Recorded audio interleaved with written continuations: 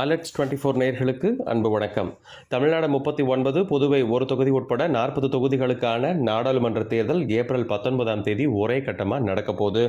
இந்த 40 தொகுதிகளுக்கான கள நிலவரம் என்ன, வேட்பாளர்கள் யார், அவர்களுடைய பலம் பலவீனம் என்னன்னு பார்த்துட்டு இருக்கோம்.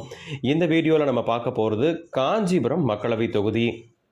தமிழ்நாட்டில் உள்ள 39 நாடாளுமன்ற தொகுதிகளில் 6வது தொகுதியான காஞ்சிபுரம் தொகுதியில் செங்கல்பட்டு, திருப்போரூர், செய்யூர் தனித்தொகுதி, மதுராந்தகம் தனித்தொகுதி, உத்திரமேரூர் மற்றும் காஞ்சிபுரம்னு 6 சட்டமன்ற தொகுதிகள் இந்த காஞ்சிபுரம் மக்களவை தொகுதியில் அடங்கியிருக்குன்னு பார்க்கலாம்.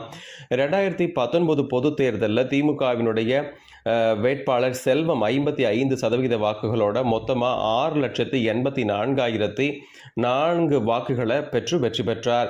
இவரை எதிர்க்க அதிமுக வேட்பாளர் மரகதம் 3,97,372 வாக்குகள் பெற்றார்.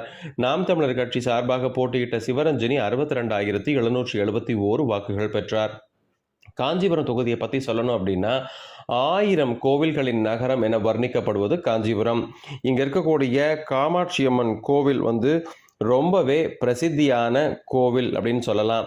ஏகாம்பரநாதர் கோவில், வரதராஜ பெருமாள் கோவில், கைலாசநாதர் கோவில்கள்னு ரொம்பவே பிரசித்தமானவை.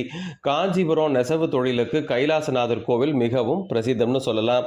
காஞ்சிபுரம் ஏற்கனவே கோயிலுக்கு பெயர் பெற்றிருந்தாலும் திருமணம் என்றாலே காஞ்சிப்பட்டுன்னு சொல்லக்கூடிய அளவுக்கு பரம்பரையாக பட்டுப்புடவைகளை நெய்கின்ற நெசவாளிகள் காஞ்சிபுரத்தில் அதிகமாக இருக்கிறாங்க.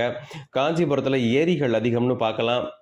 அதிகப்படியான கிராமங்களை கொண்டதால விவசாயம் பிரதானமாக மேற்கொள்ளப்படுது. பெரும்பாலான பகுதிகள் ஊரக பகுதிகளாகவே இருக்கு. மிகவும் சாமானிய மக்களை கொண்டது காஞ்சிபுரம் தொகுதின்னு சொல்லலாம்.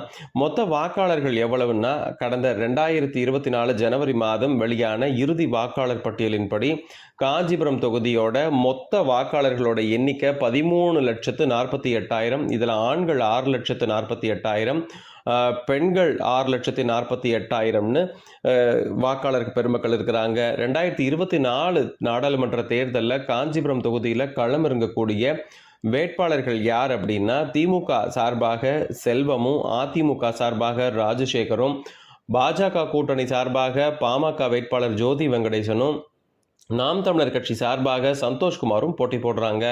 கள நிலவரம் என்னன்னா, காஞ்சிபுரம் தொகுதியானது எந்த கட்சிக்கும் சாதகமானதாக இருந்ததே இல்லைங்கிறது தான் உண்மை. கடந்த கால தேர்தல்களை பார்க்கும்போது அப்படிதான் அதனுடைய தேர்தல் முடிவுகளும் வந்திருக்கு. மக்கள் பிரச்சனைகளை கையாளுவதை பொறுத்தே வாக்காளர்கள் வாக்களிச்சுட்டு வராங்க. இந்த முறை திமுகவோட சிட்டிங் எம்பி செல்வத்துக்கு மீண்டும் வாய்ப்பு கிடைச்சிருக்கு. அவரோட செயல்பாடுகள் மீது கட்சி தலைமை நம்பிக்கை வச்சிருக்கிறதுனால தான் அவருக்கு மீண்டும் சீட் கொடுத்துருக்குறாங்கன்னு பார்க்க முடியுது. அதிமுகவில் ராஜசேகரும், பாஜக கூட்டணியில் பாமக சார்பாக ஜோதி வெங்கடேசனும், நாம் தமிழர் கட்சி சார்பாக சந்தோஷ்குமாரும் போட்டி போடுறாங்க. காஞ்சிபுரம் கோவில்கள் நகரம் அதிகம் அப்படிங்கிறதுனால காஞ்சிபுரத்தில் அண்ணாமலை அவர்களுடைய யாத்திரை, அவருக்கான ஆதரவுங்கிறது மிகப்பெரிய அளவில் பெருகியிருக்கு. இங்கே போட்டின்னு பார்த்தா முதல் 2 இடங்களை கைப்பற்ற போவது பாஜகவா திமுகவா அப்படிங்கிற ஒரு கேள்விதான். அதிமுகவும் நாம் தமிழரும் 3வது 4வது இடங்களையே இன்றைய சூழ்நிலைக்கு பெறுவாங்க.